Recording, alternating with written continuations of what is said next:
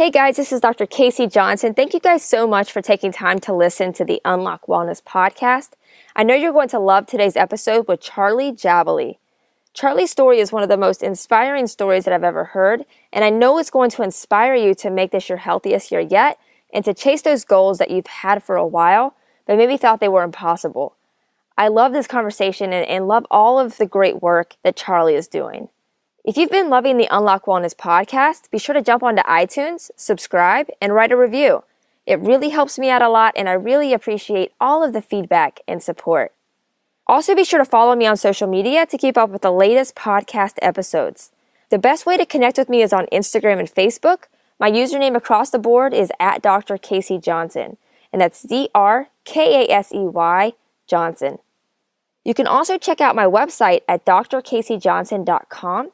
It has all of the past podcast episodes and more information about each guest under the Listen tab.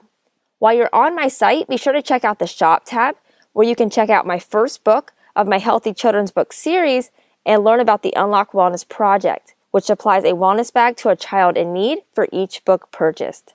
Thank you again for listening. I hope this episode leaves you feeling inspired, but more importantly, ready to take action. Now it's time for today's episode. I hope you love my conversation with Charlie Jabaley.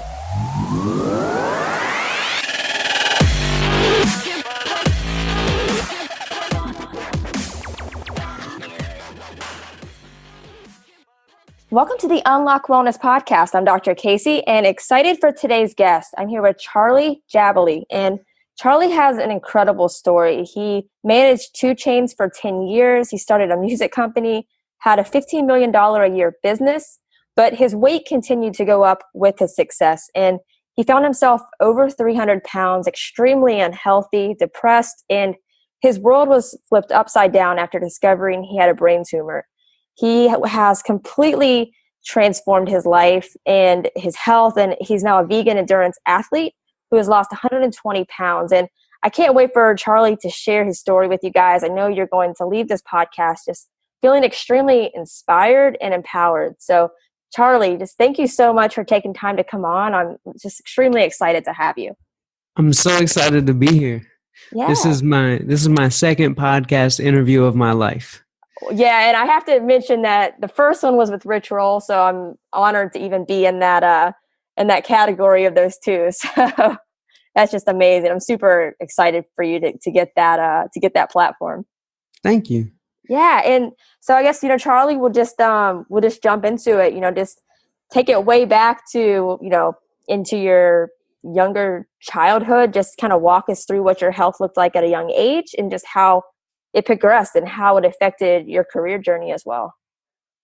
When I think about like my childhood, I always struggled with my weight. I was very athletic my whole life. As far as I had a passion for sports, but I wasn't like athletic. I loved basketball. So I played basketball all day, and that was my dream. But I was always overweight, even as a kid. And when I look back at it now, it was really like a lack of education. The knowledge just wasn't out there. I was like drinking a lot of orange juice like all the time because I was healthy, or I would eat like Subway sandwiches because they said that's healthy. Right. And, I would eat lots of rice, and we would go to Mexican restaurants, just family stuff, and eat a lot of chips, and just like things like no matter how much I exercised, the eating would always trump everything I did. So yeah, like I buried my dream of becoming an athlete when I got to a certain age. I would say probably around like age like 11 or 12. And I was like, okay, I need something to be good at, because, like when you want, you got to have something that identifies you. You want like girls, that's that age, you want girls to start liking you and, Right. and things like that. And, I was like, okay, so those guys over there, they're athletes. These guys over there, they can dance. I was like, okay, like I think business is pretty cool. I'm going to become like a business guy. Like I'm going to have businesses and I'm going to wear my suit. And that's when that's when CEO Charlie was birthed. Awesome. And that's funny because it's like, you're 11 and most 11-year-olds don't think like that. So that says a lot about like just your like innate personality as well. Just, making goals. Mm-hmm. Yeah. And I have to credit my parents, because my parents, like we grew up pretty humble, but my parents were always very smart with the little bit of money that they made. And they were able to teach me how to save and all those types of things. So like I remember, like I would walk into my grandfather's house, and my dad and my grandfather would be yelling at each other and screaming at the top of their lungs, arguing. And I asked them, I said, what are y'all yelling at? What are y'all yelling for? And they were saying, well, we're debating stocks. And I'm like, really? Like, this seems pretty intense. And then I remember I walked over to the TV screen. It was about the height. I was like 8 years old. It was about my height. And I looked at the TV screen and I saw the little channel with the little ticker symbol, CNBC, and the little thing going across the bottom. And I remember that day. It was so exciting to me. Like the Dow Jones was up 100. Like that to me was like exciting. So it was just like, it all kind of came together that, like I want to study this money thing. I want to be able to have conversations with my dad and grandfather about, stocks. And so be screaming in the living room about the stock market. Yeah, that was exciting. So CEO Charlie kind of like started, what were you like selling like candy out on the play yard? Like what was the first business? I was selling candy. I was selling candy, and then I graduated and started getting into apparel. And then after that, like every year of like middle school and high school was a new business. So like I just kept climbing the ladder, and I was selling apparel. Then I moved to selling online apparel. Then I got more fashionable and found like closeout Lacoste and jerseys and athletic wear. And then I got into the online music media space, and I started a website that blew up. And that's how I got into music originally. That was 12th grade of high school. That's cool. What was the website, like the music site? How did that work?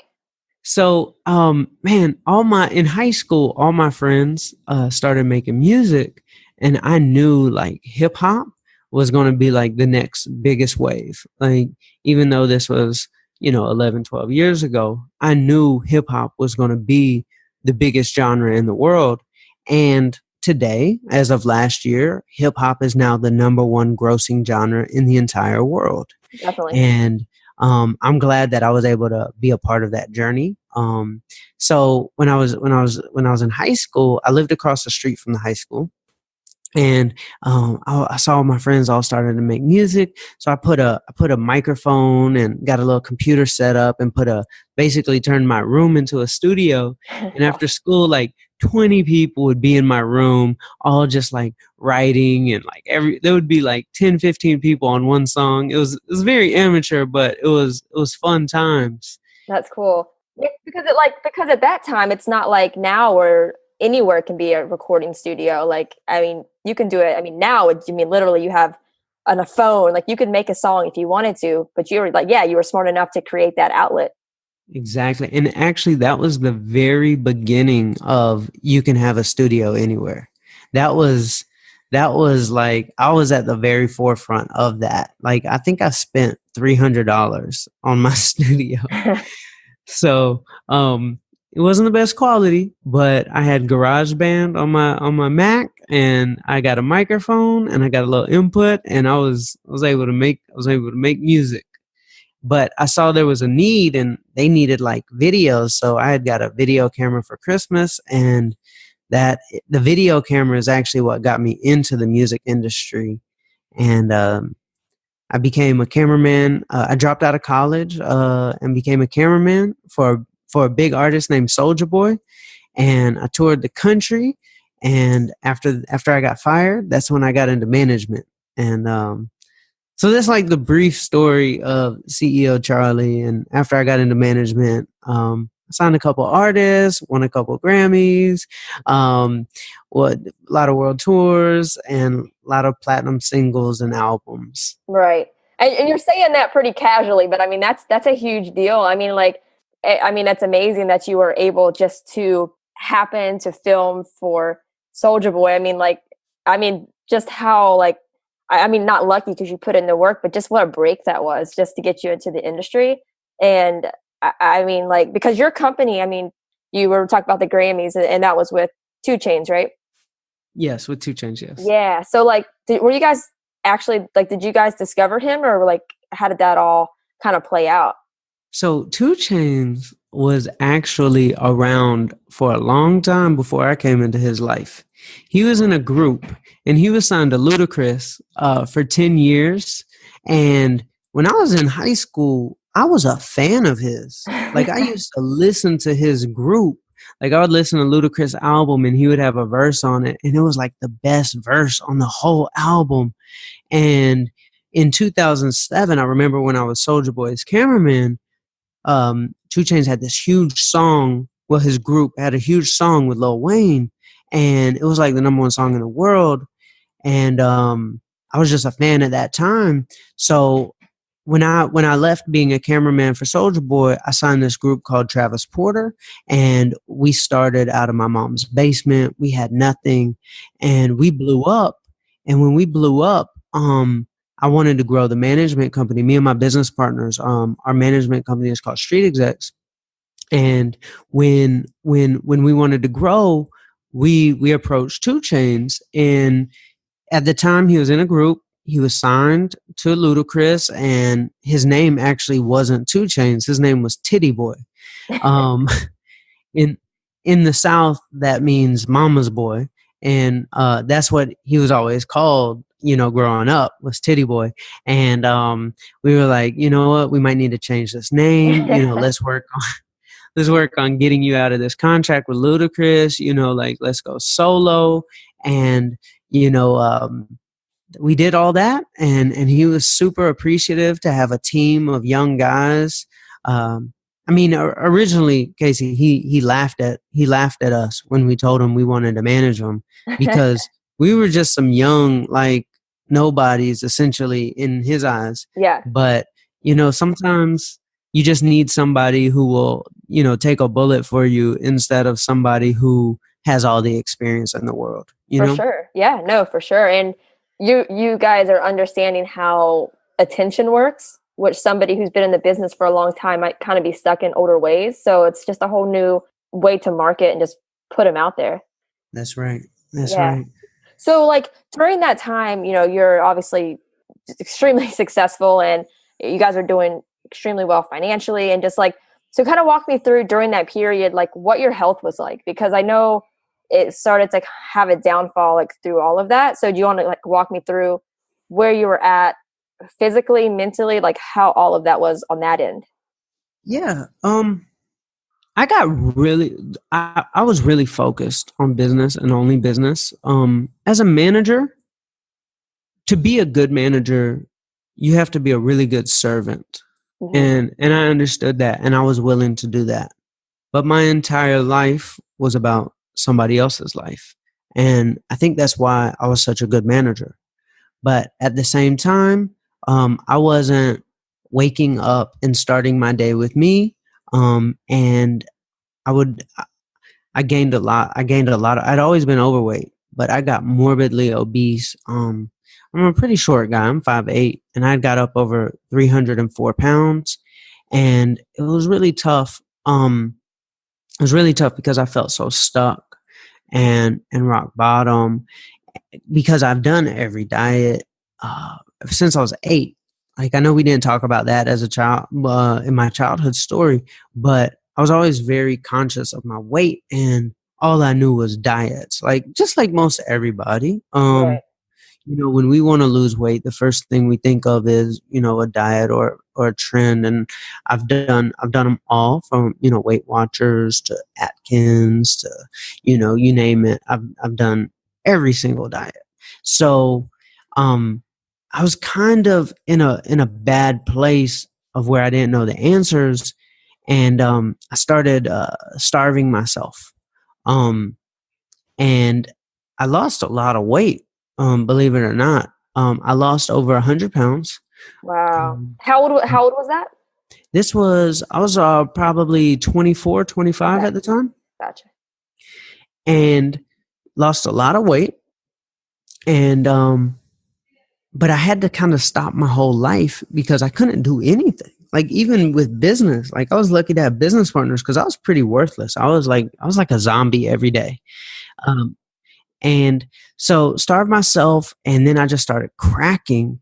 And it was interesting how my food addiction just got worse and worse because I was so scared of food at the time. Like my relationship with food was so negative that I would have maybe 2 or 3 days of like dieting or starving myself, but then I would crack and then I would binge eat and I'd eat like 10,000 calories in a night. Just trying to replenish something.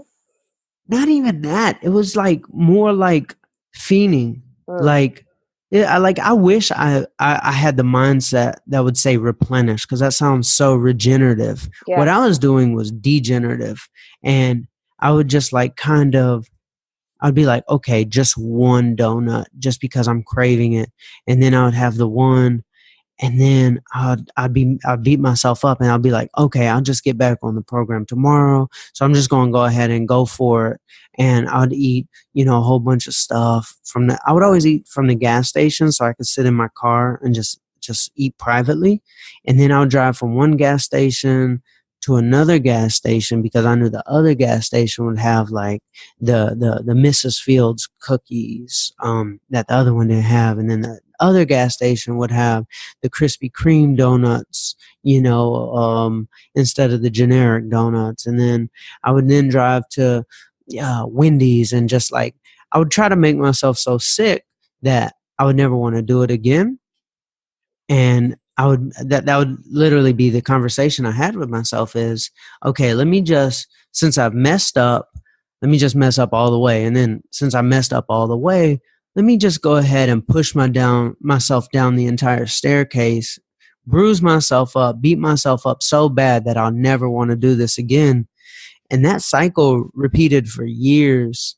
It's crazy. And Charlie, isn't it crazy? Like just listening to you describe that, like, I mean, just how like real food addiction is, because if you didn't know, like you were talking about food just now, like that sounds like a drug addiction. You know what I mean? Like it's crazy how real of a situation that is and how it can just completely overtake your mind and your entire life. Yeah, it's exactly what it is. Like, yeah, I don't know if people who might have a drug addiction can relate, because I know it's two different things, but I definitely know that it had a hold of me.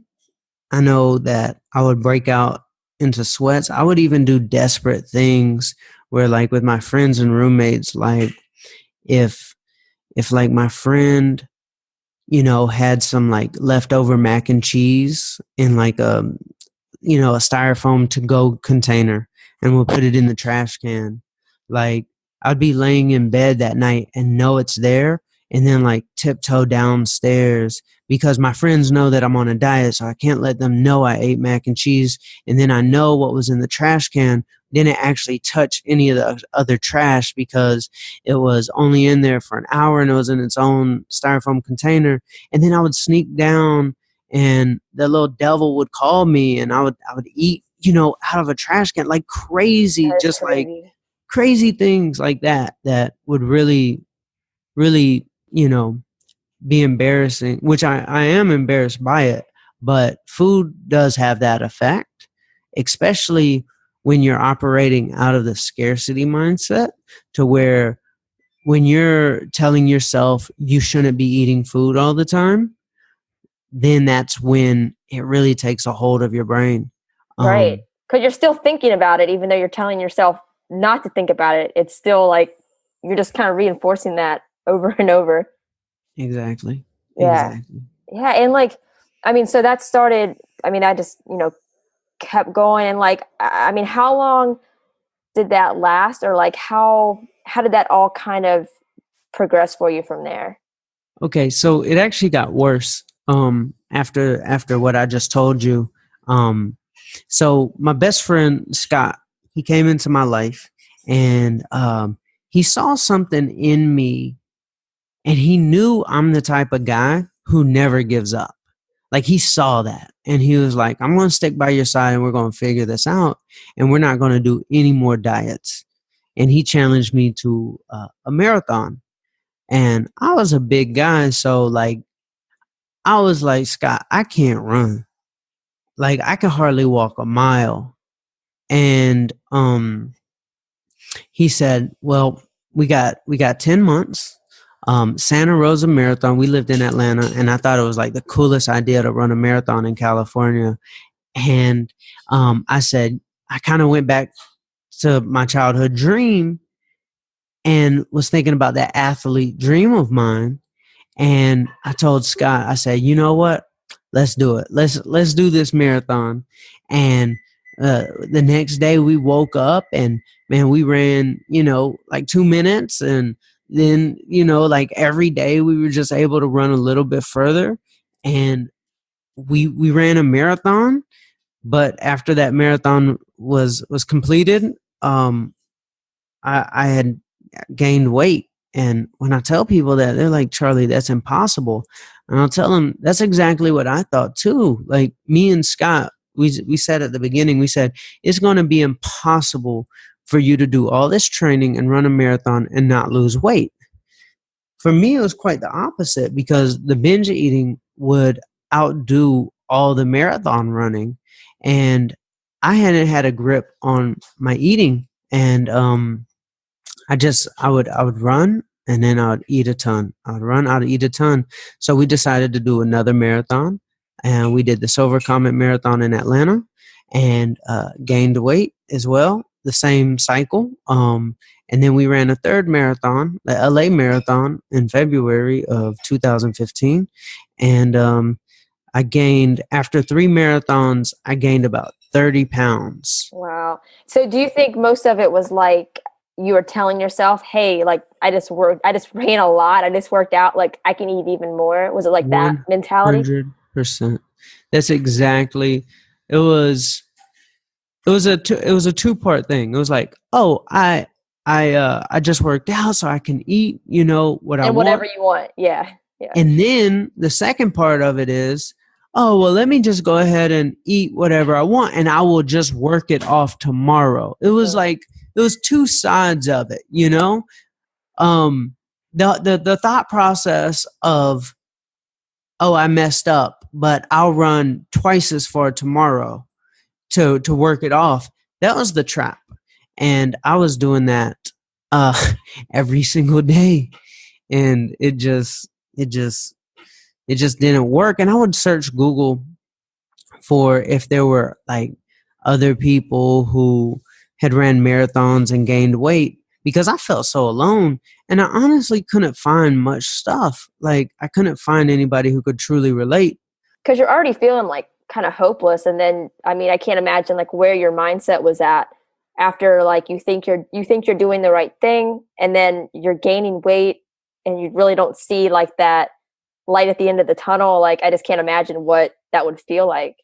Yeah, it's, when you have the internet, which is this amazing technology that connects you to all the information and all the people of the world, and you feel alone even with that, when you know the possibilities of what the internet can do, and you're sitting there looking at your phone, and you feel that there's this entire world that's available, but you feel even more alone than ever. Like, that's what sent me into a really bad rock bottom, because I knew the possibilities, but it all seemed impossible. Yeah. And like, so after you ran those 3 marathons, you've gained 30 more pounds. Like, I mean, where did it go from there? Because I know, your health took a turn? Was that soon after those 3 marathons? Yeah. So I moved to California because something told me that, I mean, Casey, it was just a voice. Like I was getting sick and my brain. So Casey, like I went to California just blindly, completely From blind. Atlanta, that's a big move. Like I didn't even tell anybody. I didn't tell my business partners. I didn't tell my mom. I didn't tell my artists. Man. I just told them I was going for a couple weeks for some business meetings. But I knew God wanted me to go on a journey to prepare me for what I was about to deal with. And I was out here and I went vegan because I started feeling really, really sick. And when I went vegan, I gained 20 pounds, which sent me even more rock bottom. And I'm just talking to God at this point, and I'm like, what else do you want me to do? You want me to do diets? I do them. You want me to run marathons? I do them. You want me to go vegan? Fine. You want me to leave and go on a journey? I'm ready. Like, but I keep losing, and I keep losing the battle. And I've had a brain tumor since I was in high school. But the type of brain tumor I have is the type that people live with their whole lives, sometimes and don't even know it. It's a pituitary tumor of the pituitary gland, and mine got very bad. And it started growing, and the doctors give me this medication, and the medication was at very high dosage. And there's one side effect of this medication, and then it can cause your heart valves to make a noise.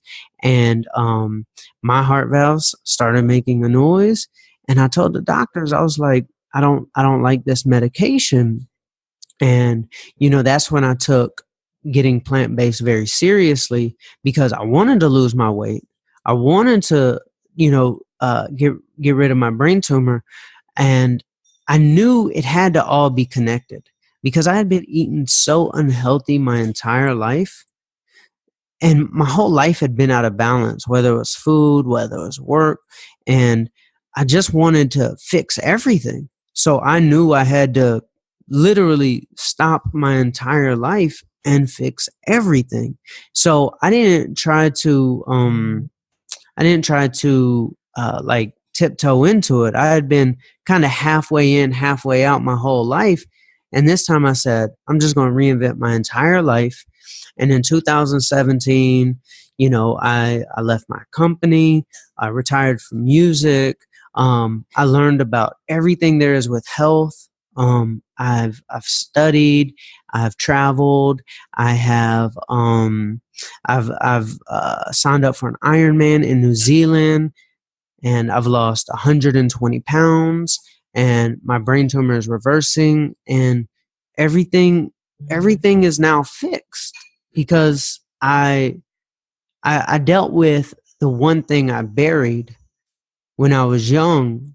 I put money before my life, and I'm pretty sure life has a higher value than money. So that I just had it backwards. Like, cause you can have business if you're healthy, but you can't have a business if you're dead, and I was literally going to die. And I was thinking about this analogy the other day, because in hip hop, we always get so attacked by the media about like gun violence, and I've experienced gun violence and stuff in my career. But what nobody talks about is the violence in our homes that we're all experiencing from, eating bad. And, people thought that, chances are me being in hip hop, like I could be hurt, but nobody ever said, Charlie, like you can be hurt from food way more likely than from, the hip hop business. And then when I looked up the stats, I was like, gun violence last year had 22,000 deaths, where cardiovascular disease had like 600,000. It's crazy. And it's like 22,000, 600,000. Health was going to kill me long before, Right. Any violence, Right. And you can control it. Exactly. 100%. Yeah. And how old were you? Because I know this was, pretty recent, right? I mean, you quit your job. Like, how old were you when you decided you retired and you moved over to California? That was all this year. So 28 and 29. Gotcha. Man, it's just so incredible. And like you said, like the brain tumor is reversing. Yes. Oh, yeah. That's awesome. Are you able to totally be off medications, or like, how does that work now? Yeah, I've been off my medication for almost 5 months now. It's amazing. And like, have you noticed, like, because in earlier in the story you were talking about when you initially went vegan that you gained weight. Was that because Yes. like you were doing like junk food vegan, or you just weren't putting in workouts, or like how is it different than what you're doing right now? Yes, I was so uneducated. I was eating a lot of stuff that was very calorie dense. So a lot of stuff that had oils in it. I would eat healthy, but also a little bit unhealthy too. I wasn't a saint, but I was told I'm supposed to eat like almonds and cashews, and then like I would eat like things that had like a lot of oil in it and stuff. Mm-hmm. And when I started learning about calorie density, I learned that, oh, wow, almonds have 3,500 calories per pound, where strawberries have 145 calories per pound. So when I learned about that concept, I was like, okay, I have a food addiction problem. So my goal needs to be to always be full. So I learned what calorie density was, and I kind of made this rule. Like I'm only going to eat things that have under 500 calories per pound. So if I'm stuffed all the time, it'll be impossible for me to gain weight. And that's how I lost all my weight. I'm full all the time. Awesome. I no longer have sugar cravings because I stuff my face with fruit all day to where sugar cravings can't even come into my life. Because in the past, my sugar cravings came from like ketogenic diets. And that's what scares me so much about the keto trend, because I've done that my whole life. Most all my diets were like low carb diets.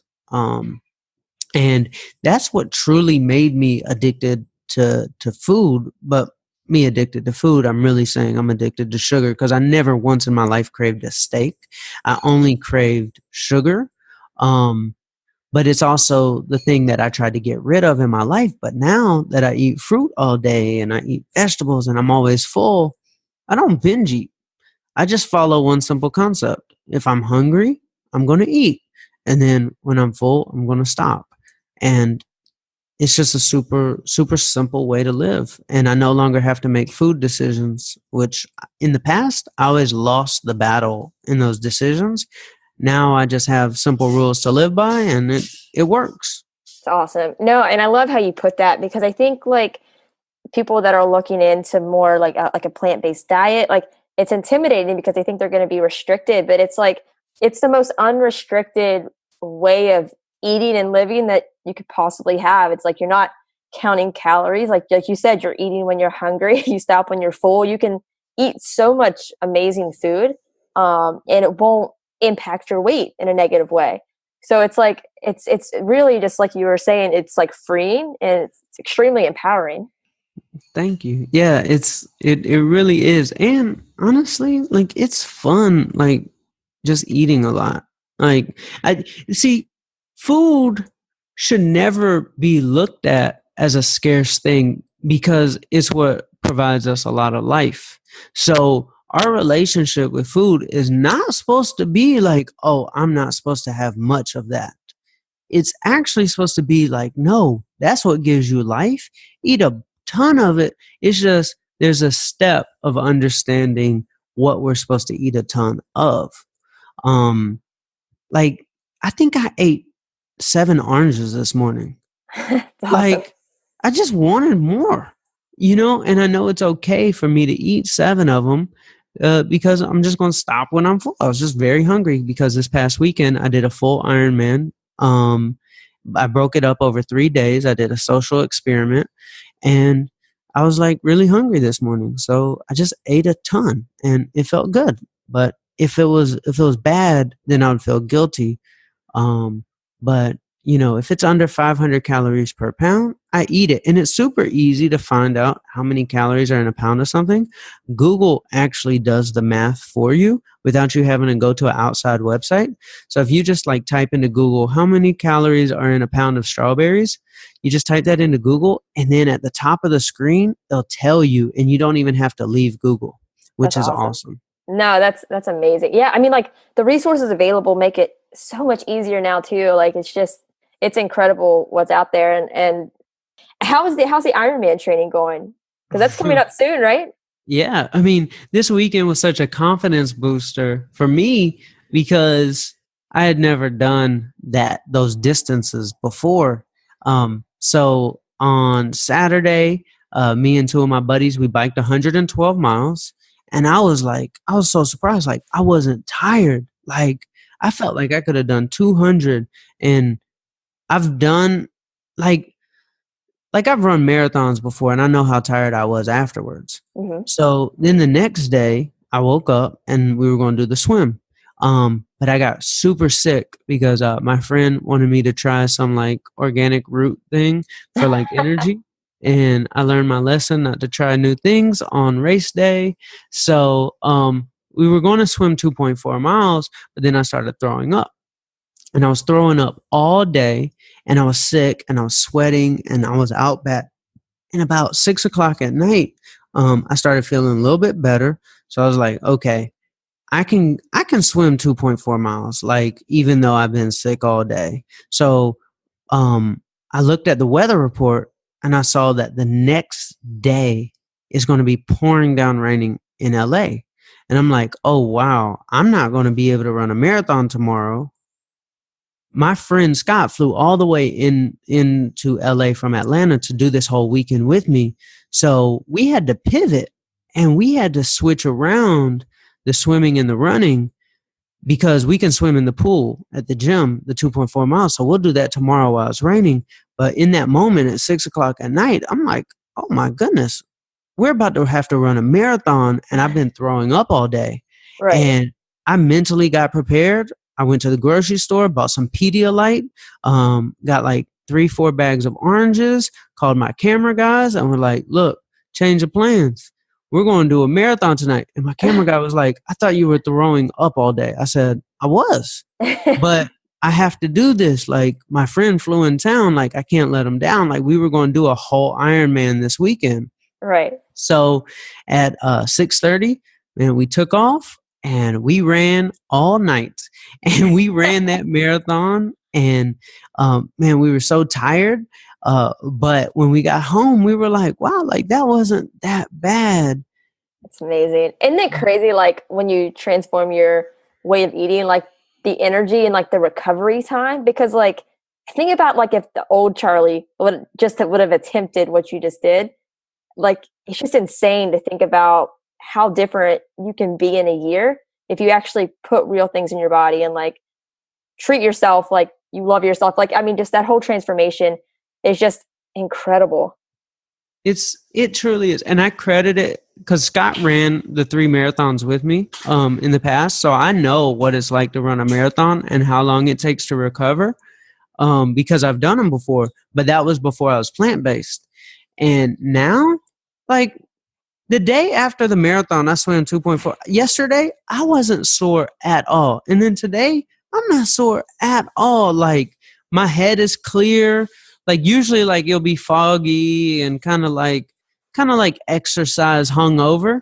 Mm-hmm. I experience none of that now. Like, my recovery time, like, my body just heals itself very fast. But I'm not surprised because my body is healing itself with its brain tumor. My body healed itself with its asthma. My body healed itself with the acne. My body healed itself with the sinuses. Like, so my body is just healing itself because of what I'm eating. It's awesome. And like, I love the impact that you're making, Charlie, because you really are like, you're reaching so many people. And it's, I mean, especially at this time of year where people want to make positive changes in their health and in their life. I mean, like we mentioned at the beginning, like you've, been blessed to, just recently talked to Rich Roll, and like his audience is incredible. And like, even like Gary Vaynerchuk is a friend of yours. Like, how did like your friendship with Gary really push you as well? Because I know that, I mean, he has a positive effect on everybody, but like, I mean, how did that just inspire you, just being like, friends with him and having that extra push? So Gary's a super cool guy. I'm really inspired by how he knows how to just put his head down and grind. I think all of us kind of wish we could do that as good as he does. I have a little bit of that, but Gary is like the best. In the past though, like Gary found me, and Gary was a fan of my work, with how I did marketing on the internet with the artists and the music. Mm-hmm. And a buddy of his reached out to me, and we've just been friends. It's probably been 8 years. We've been friends, and yeah, it's just he gave me a platform to be able to tell my story, which I'm super appreciative of. Yeah, I mean, that's how I heard your story, was actually through his DailyVee, where he featured you, and like I was just like, man, like that guy's story is amazing. Like I need to talk to him, because it's just like, but it's cool like when you can get in front of audiences that typically wouldn't be like searching for that kind of thing. You know what I mean? Like it's just you're reaching people that you wouldn't otherwise.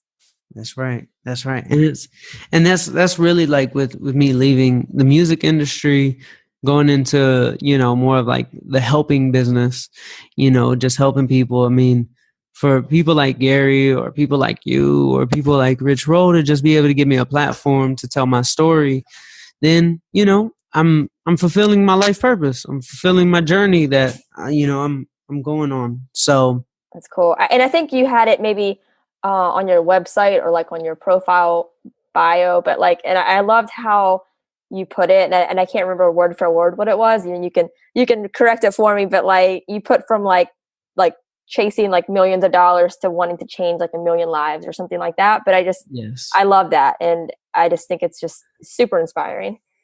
Yeah, I like stories. I think stories are like more powerful than like data. You need both. Oh, You for need sure. to like learn like data, but stories can get stuck in our head, and we can find something inside of ourselves with a story, even though the story is about somebody else. There's a conversation that starts in our hearts. And when I said I want to transform 1 million people's lives instead of what my old goal was when I was young, was like, oh, I want to make $1 million. I really want to transform people's lives, but really tell their stories the rest of my life.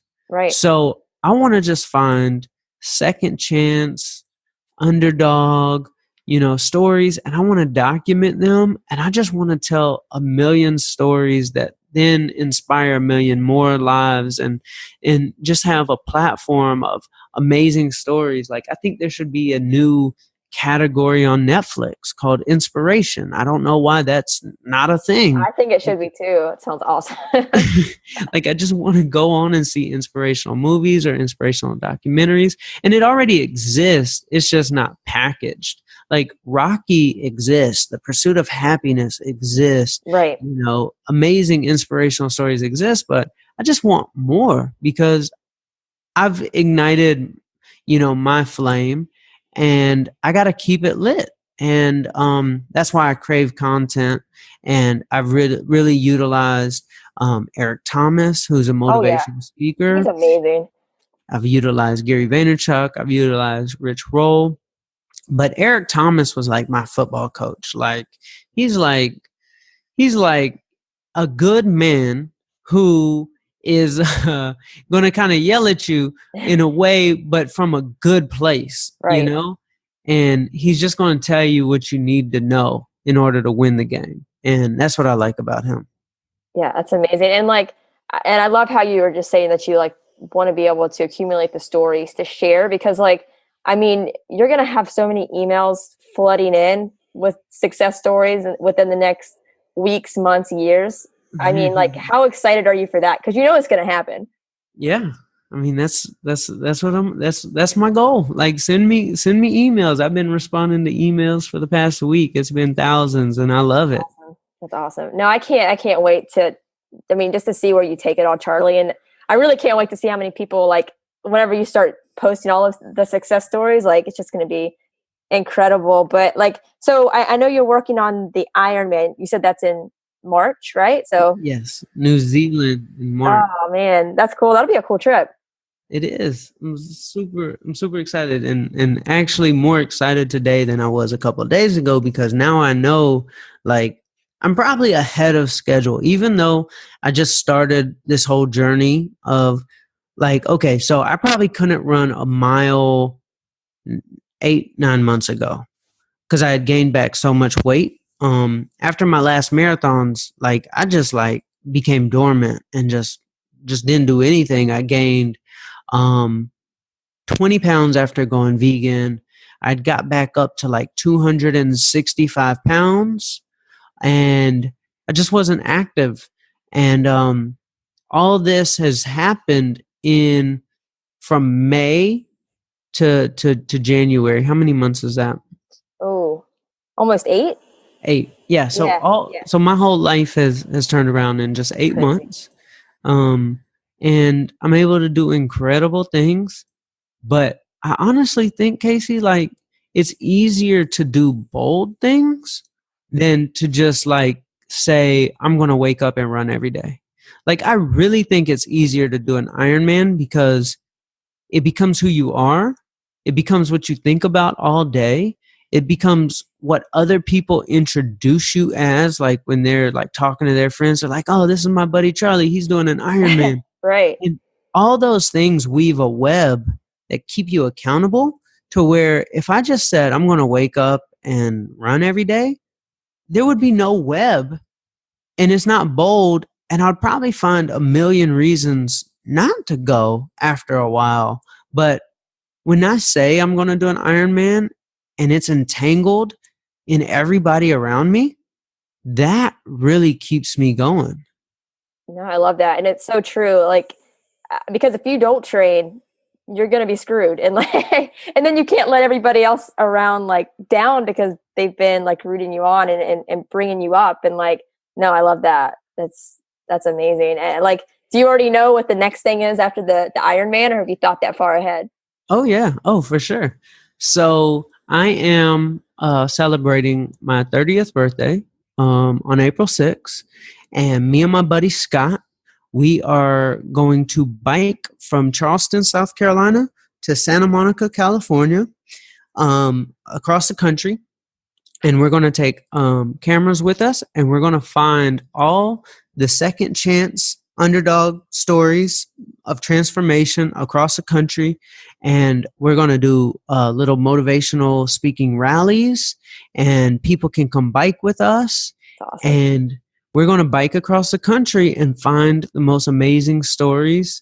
And I'm looking for sponsors who want to be a part of this. So if anybody out there is listening, please find me, contact me, because we want to get this funded to be able to tell these stories. Awesome. No, that's amazing. And I mean, all of that is amazing within itself. But I mean, is there anything else going on in the future that you just want to put out there? Like anything you're looking for besides sponsorships or any other races? Like, is anything else you want to just share with everybody that that you just want to put out there? I would say just, hit that share button, when you're listening to this, and everything's going to work out. I think like I dream very big. So I got a lot of grandiose goals, but this year is going to consist of an Ironman. It's going to consist of biking across America, and it's going to consist of a relay race that I'm starting on July 4th in New York with a torch. And I want to connect America together. And I want, Case, you might run 1 mile, then I run 1 mile. Somebody might bike 10 miles, and we're going to get this torch all the way across America. That's amazing. And somebody's going to be recording that as well, right? Oh, yes. Okay, yes. good. I was like, if you don't do that, I think Gary would hit you. So it's probably a dumb question. I envision that it's going to turn into a Netflix documentary. So Oh, that's awesome. Hey, I will listen, put if that whenever out that torch is in Florida, I got you. there. Sounds good.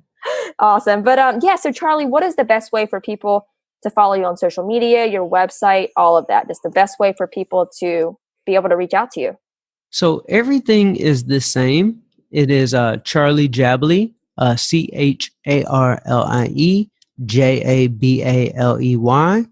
So that's on Instagram, Twitter, Facebook, YouTube, and also my website, charliejabaley.com. So everything is consistent. And I really love Instagram. I don't know, if somebody doesn't like Instagram, I recommend, if you like my story, just download Instagram just for me, because I love Instagram and that's where I like to hang out most of the time. Otherwise, you could just stay updated through my website.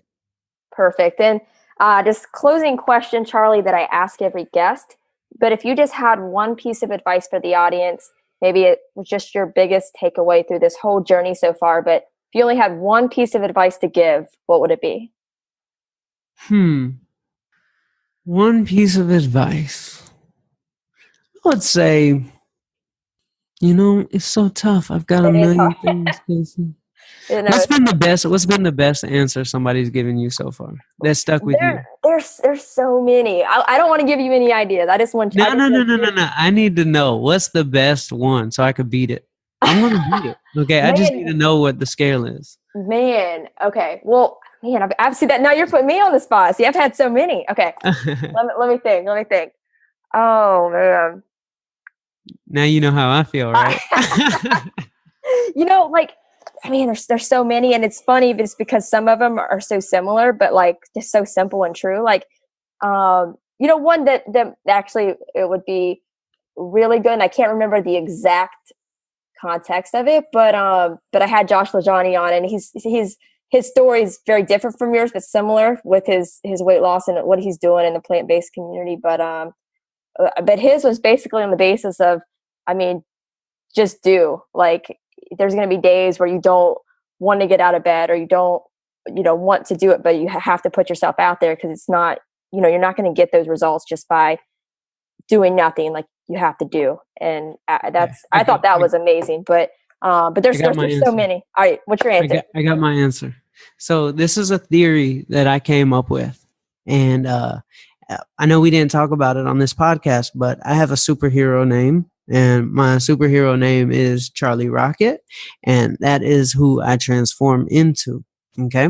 So I like to put things in terms of rockets. Mm-hmm. And if there's a rocket, when it's taking off, it takes off, and there's a deceptive phase to where it doesn't seem like it's hardly going anywhere. And it's what we all experience when we're starting something. It's like, wow, at the very beginning, we're using up all this energy and we're moving literally in slow motion. And we wonder, is this even possible? Because we can't see beyond our current situation. But with rockets going to outer space, it's 62 miles to outer space. So I look at life as, or any task that we're trying to complete, or any goal that we're trying to reach, is the law of 62. Okay.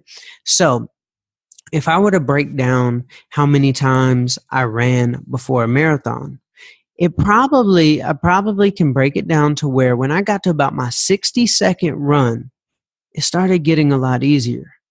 Now I was able to break this down scientifically with my artist, and when my artist got to about their 60-second song that we released, mm-hmm.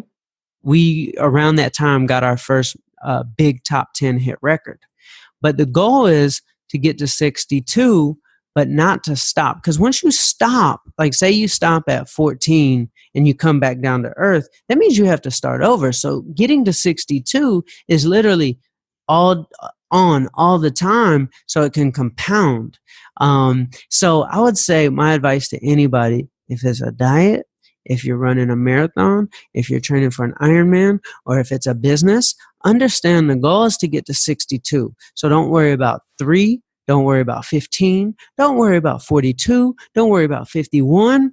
Worry about just getting to 62. So if you're a content creator on YouTube, boom, I need 62 videos. It's going to take a while, but I can't let up before I get to that. That's the goal. Because when that rocket gets to outer space at that 62-mile mark, everything gets real easy and it just starts floating and going faster and using less energy. And it's just, it's outer space. It's just a lot smoother out there. So that would be the advice I would give. The law of 62. So if you're running a marathon, all right, focus on getting to the 60-second run. If you're doing a diet, come on, we got to get to 62 days of it. It gets a lot easier. That's amazing. No, that's perfect. And you might be winning now the one piece of advice competition. That's awesome. No, for the people. No, Charlie, just thank you so much. I can't wait just to watch everything you do. Can't wait to check your Ironman and just everything that you have going on. So just thank you so much for taking time to come on. Thank you. I appreciate you. Thank you guys so much for listening to today's episode. I hope you loved my conversation with Charlie. I can't say enough positive things about him. Just a great guy who is going to inspire so many people to transform their health and life. Be sure to give Charlie a follow on social media to keep up with the amazing things that he's doing. You can find the social media links that we talked about in the episode in the show notes, but you can also find them on my website as well at drcaseyjohnson.com. That's DRKASEY Johnson.com. Click on the Listen tab. Then from there, you'll be able to see all of the past guests that have come on the Unlock Wellness podcast, read a little bit about each guest, be able to click on their social media links, websites, all of that. So all of Charlie's information can be found on my site as well. If you guys loved today's episode with Charlie, be sure to jump onto iTunes, subscribe, and write a review. It really helps me out a lot, and I really appreciate all of the feedback and support. Thank you guys so much again for tuning into today's episode. I hope you loved it. I hope it inspires you. And most importantly, I hope you take action.